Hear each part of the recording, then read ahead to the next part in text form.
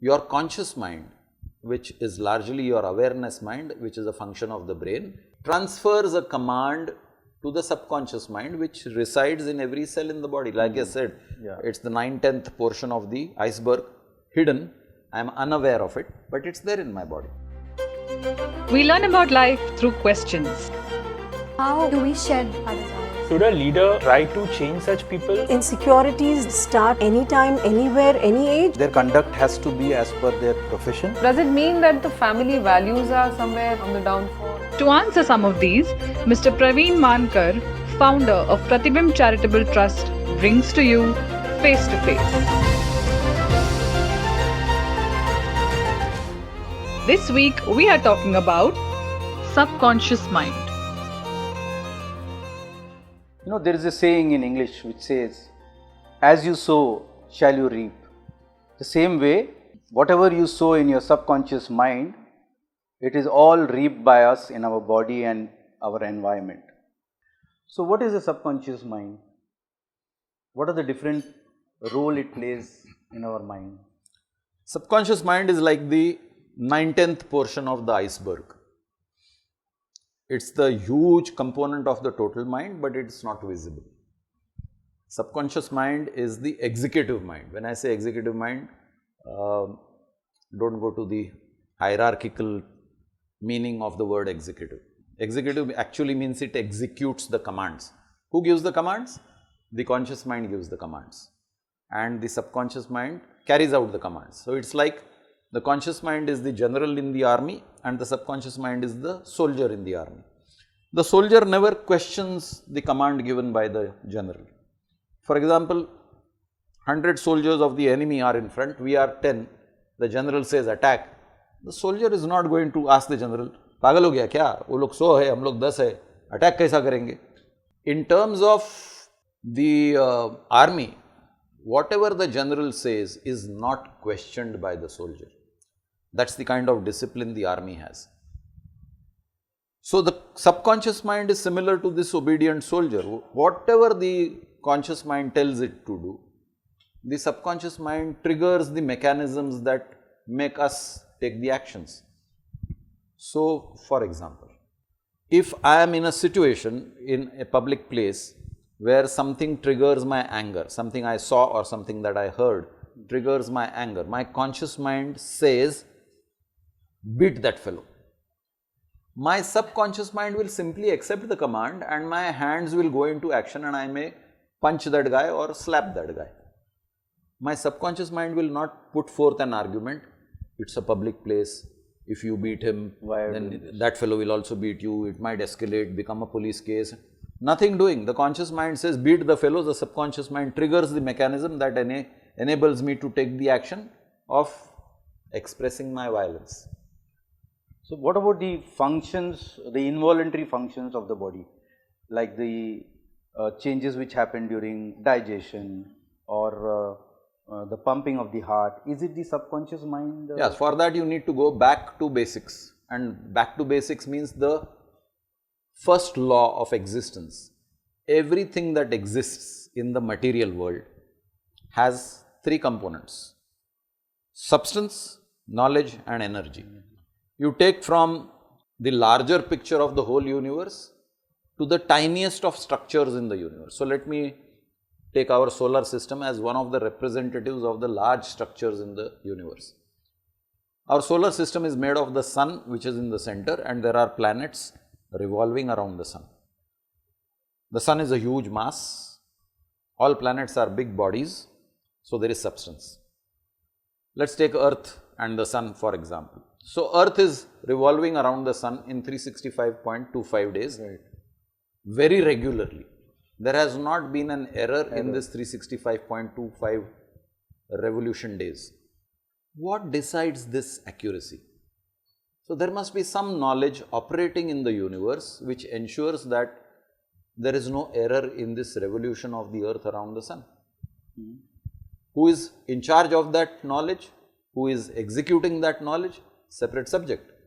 Let's accept the fact that there is a knowledge in the universe that enables this accuracy of the earth's revolution around the sun. Come to a human being, a single human being on earth, let us say you. So, your body is substance, your body has knowledge and your body executes that knowledge. You have knowledge of digestion, you have a knowledge of absorbing the nutrients, you have the knowledge of excreting the waste matter. So, there is knowledge installed in your body. To operate that knowledge requires energy. So, again you have substance, knowledge, energy in the human being. Now, break down this human being into one system. So, let us say respiratory system. So, respiratory system consists of the nose and the windpipe and lungs and so on. Your respiratory system is made up of substance, it has a typical type of structure, typical cells. There is knowledge of exchange of oxygen and carbon dioxide, and to execute this chemistry, you need energy. So, oxygen. So, again substance, knowledge, energy, three things are existing in your systems. Take any one organ of any system in your body. So, let us take the pancreas as an organ. Pancreatic cells have a definite structure, they are made up of some substance. The pancreatic cells have knowledge of producing insulin, and to again bring about this chemical reaction of converting the raw material into insulin requires energy. So, again substance, knowledge, energy. Now, go down to cellular level. Every cell in the body is made up of some substance. Correct. Inside the cells some activity is going on. In the organ. So, there is a structure, there is a knowledge, and to execute that knowledge you need energy. So, that is true. So, you must understand this law that for every creation there is substance, knowledge and energy. Now, once you accept this law as the truth of all existences, then your conscious mind, which is largely your awareness mind, which is a function of the brain, again substance, knowledge and energy that is operating, it transfers a command to the subconscious mind, which resides in every cell in the body. Like I said, it is the 9/10th portion of the iceberg, hidden, I am unaware of it, but it is there in my body. So, whatever is acceptable to my conscious mind gets or percolates into the subconscious mind and is absorbed as a command from the high command, and whatever is that command is executed.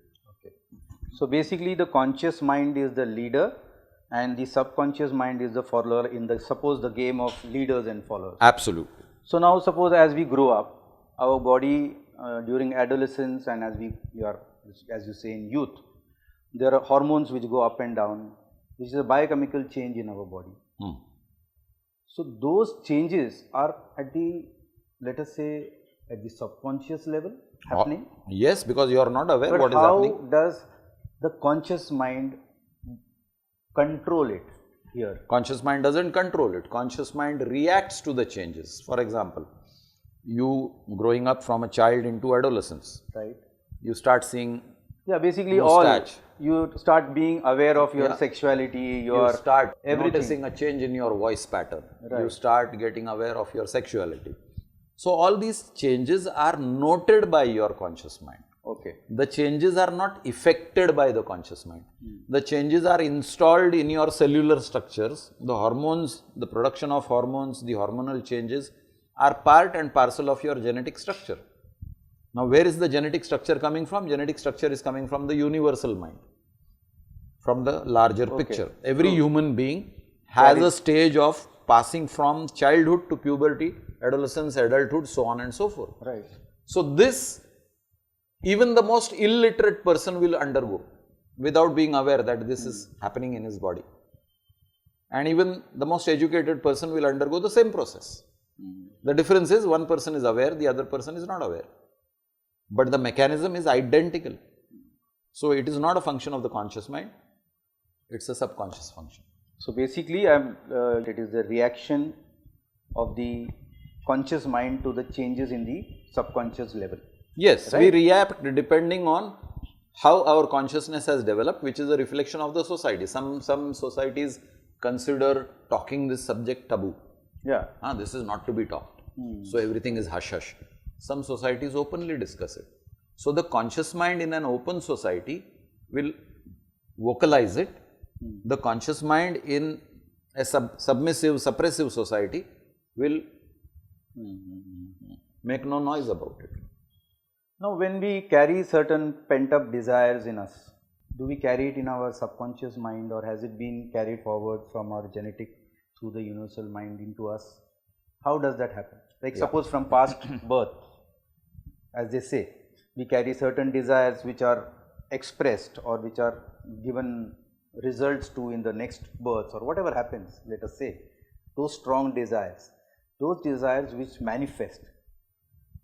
Now, there are two subjects which you are touching here. One is the subconscious mind of your body, Right, yeah, which is this life, this birth, right, and you are touching the other subject of past life. right. Now, there is a controversy here because some people believe in past life and some people No, let don't us presume, believe. sir, that we are Let's- believing. Let's address both, Yeah. the belief and the disbelief. Now, when you say your subconscious mind came with you even before you were delivered in this world. True. From Okay. single cell onwards. From the single cell onwards. Now, medically people will say there is a genetic code transcribed Right. in the union of the sperm and the ovum during and then the fertilization. formation of the baby. What is this genetic code? How did it get transported from two separate individuals into one baby? Who wrote the genetic code? So, if you attempt to answer that question, spiritually speaking, religiously speaking, people will say God, and spiritually speaking, you will say design of the universe. Yes. Okay. So, this design of the universe and God as two different entities are actually one. So, that subconscious mind comes with its own package of Pent up desires. ideas, let us say ideas. Desire comes from some inherent knowledge. So, when you say pent up desire, there is a knowledge which is installed in the subconscious mind of the baby in the womb of the mother. And that is why you see that some babies, even at the age of 1, 2, 3, exhibit skills which you and I as adults and capable of being trained are unable to execute. Now, I have seen recently a video of a 1-year-old baby swimming in a swimming pool like a pro. True, true. Backstroke, normal swimming, flipping while swimming in the pool, 1-year-old baby. Now, who taught that baby swimming? Who taught the backstroke to that baby? How did that baby learn to float in water so easily where a lot of adults struggle? So, there is some inherent knowledge which came with the baby. From where did it come? Let us put a hypothesis that there is some past life. Okay. And you carried that knowledge. So, in your past life, you had a particular form, whatever form you had. That form had a conscious mind and a subconscious mind. That conscious mind rejected certain things, accepted certain things. Whatever it accepted entered the subconscious mind, whatever it rejected did not enter the subconscious mind.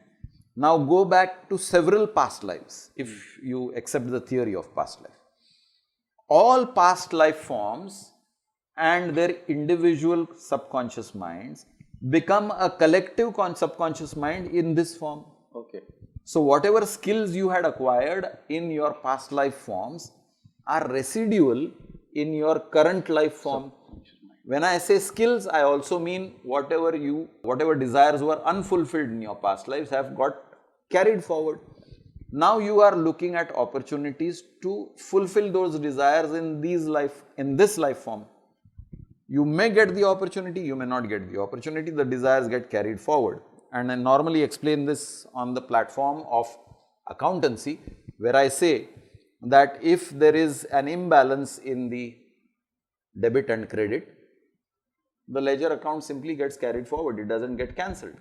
So, if there is a pent up desire, that desire not fulfilled gets carried forward to your next life form. So, all these are carried in your subconscious mind? All That this was the is, question. yes, that is the storehouse, because 9/10 of your mind is the submerged mind, unaware mind.